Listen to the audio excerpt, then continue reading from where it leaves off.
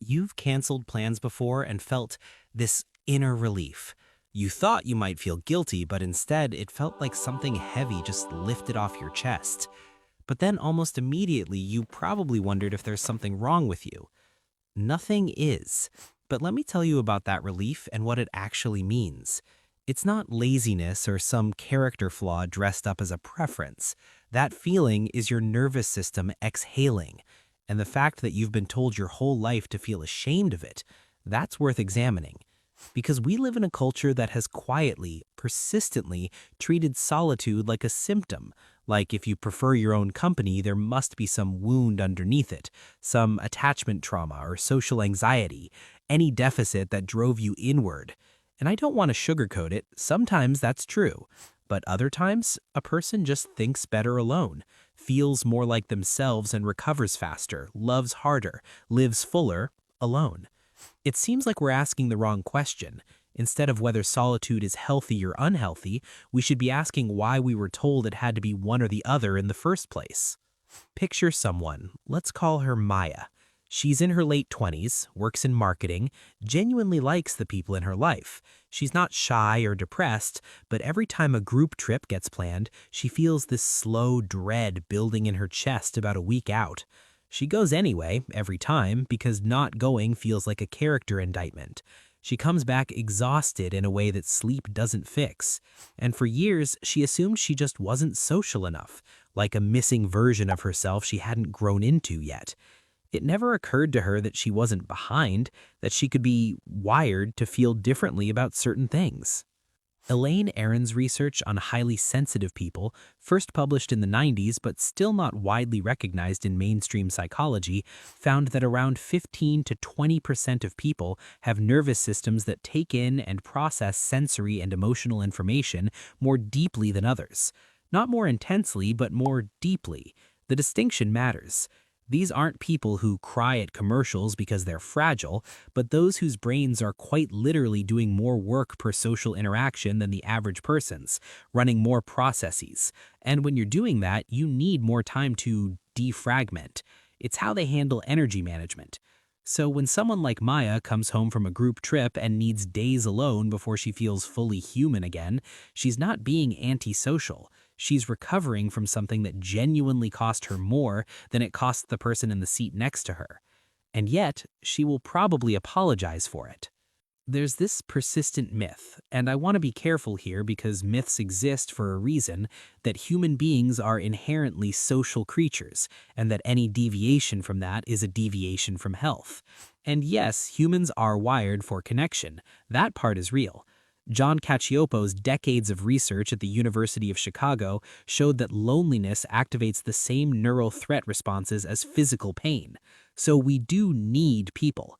But the distinction between that and needing constant people is not the same sentence. What the research on chosen solitude actually shows is something more nuanced. Reed Larson, a psychologist who spent years studying adolescence and time alone, found that voluntary solitude, solitude that wasn't forced or punitive, was associated with improved mood and higher rates of self-reflection when people returned to social settings. The key word across all of this work is chosen. Forced isolation can be corrosive. Chosen solitude is, well, closer to the opposite of that. What's strange is that as a society, we've somehow conflated the two. We see someone eating alone and automatically feel sad for them.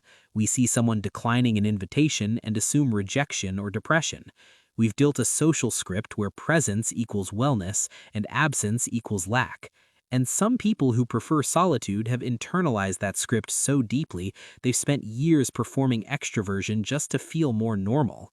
Think about what that does to a person over time. When you spend years masking a natural preference, not a flaw, a preference, you start to lose the thread back to what you actually want. You go to the parties, you fill the silence, you answer the phone even when you don't have the bandwidth for it. And all of that compounded creates this low-level exhaustion that people usually attribute to work, stress, or being busy. They never think to ask, what if I've just been living slightly outside myself for a very long time? Ask yourself that question and sit with it for a bit.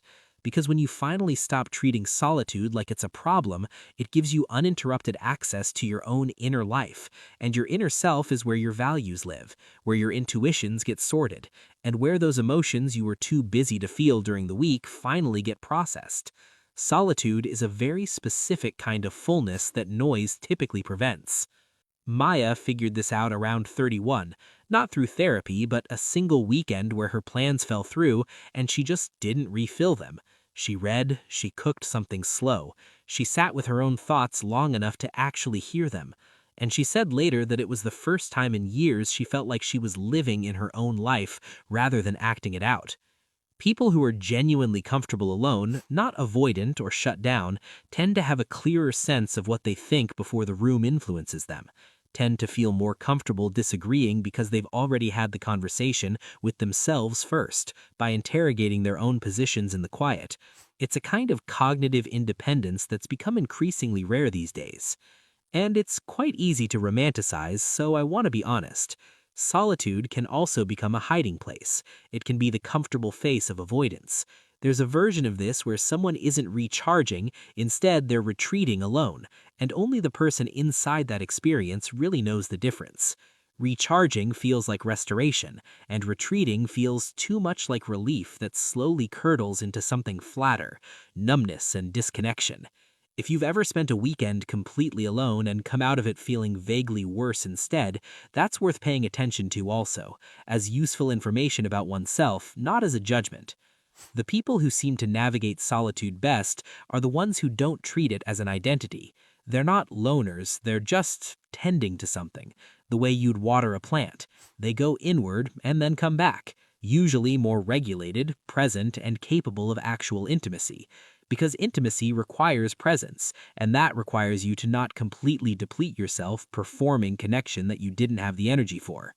In a world that monetizes your attention and profits from your boredom, that engineered entire platforms specifically to make stillness feel unbearable, choosing to be alone with your own thoughts, undistracted, is maybe one of the more countercultural things a person can do. So if you felt that relief when the plans got canceled, if you've always felt slightly more yourself in the quiet than in the crowd, I'm not here to tell you that's a superpower, since that framing is just as reductive as the one that called it a flaw.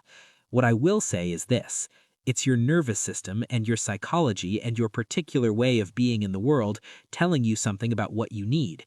And the only mistake, the one that actually costs you, is spending so long defending that preference, or hiding it, or worse, apologizing for it, that you never actually use it. If any of this genuinely resonated, not just intellectually, but in that quieter place where you actually recognized yourself, then you're probably someone who thinks deeply about this stuff, which means you'll find a lot more value with my other Psychology Simplified videos on the screen now.